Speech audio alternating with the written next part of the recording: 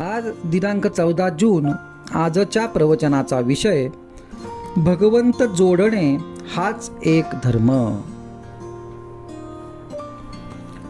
भगवंत जोडत असेल तर अधर्मही करावा. भगवंत जोडणे हाच एक धर्म.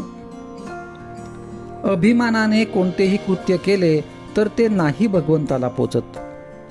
दान धर्म केला, धर्मशाळा बांधल्या, हे सर्व नाव होण्याकरिता जर केले तर त्याचा तुमच्या कल्याणाला काय उपयोग झाला? भगवंत जवळ न येता त्यामुळे अभिमान मात्र वाढतो. बाभळीची झाडे लावली तर त्यांना आंबे कसे येतील? मीपणाने केलेले काम नाही उपयोगी पडत. शरणबुद्धीने केलेले काम हाच खरा धर्म. मी भगवंताच्या हातचे बाहुले आहे असे समजावे.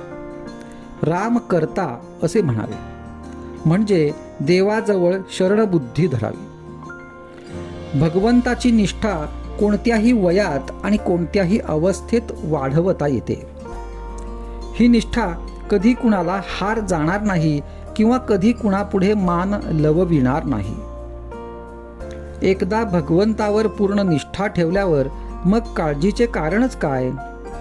काळजीने कार्याचा नाश होतो आणि कर्तव्याचा विसर पडतो. भगवंतावर श्रद्धा ठेवून प्रयत्न करावा आणि जे फळ मिळेल त्यात समाधान मानावे. व्यवहारात सौख्य कर्तव्याने मिळते, तसे परमार्थात सौख्य निष्ठेने मिळते.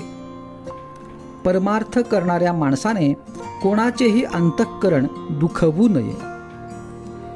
परमार्थ हा लबाड आणि भोंदू माणसाचा नाही, तसा तो बावळ्या माणसाचाही नाही. व्यवहारात कुणाला फसवू नये आणि कशाला भुलू नये. आपले डावपेच किंवा लबाडी लोकांना फसविण्यासाठी नसावी.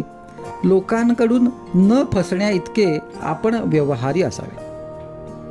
आपल्या हातामध्ये जितका पैसा असेल त्या मानानेच देवघेव करावी. व्यवहाराच्या दृष्टीने देणे न राहील असे वागावे. कोणत्याही परिस्थितीत मी राहीन असे जो म्हणेल त्याला कधीच अडचण पडत नाही. आपण श्रीमंतांचा द्वेष करू नये आणि गरिबांना कमी लेखू नये. अशी वृत्ती बनायला भगवंताची निष्ठा पाहिजे. प्रत्येकाला खायला प्यायला भरपूर मिळाले पाहिजे, ही संपत्तीची समान वाटणी होय.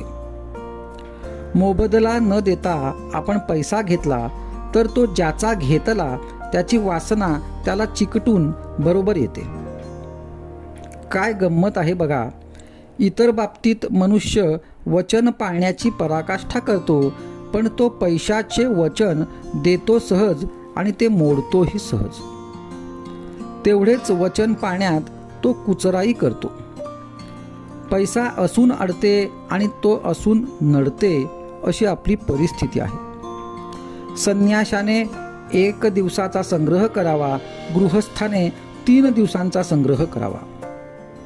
आपल्याजवळ 3 दिवस खायला आहे असे पाहिल्यावर आपण मुळीच काळजी करू नये. आजचा सुविचार. मी करता आहे ही प्रपंचातली पहिली पायरी, तर राम करता आहे ही परमार्थातली पहिली पायरी आहे.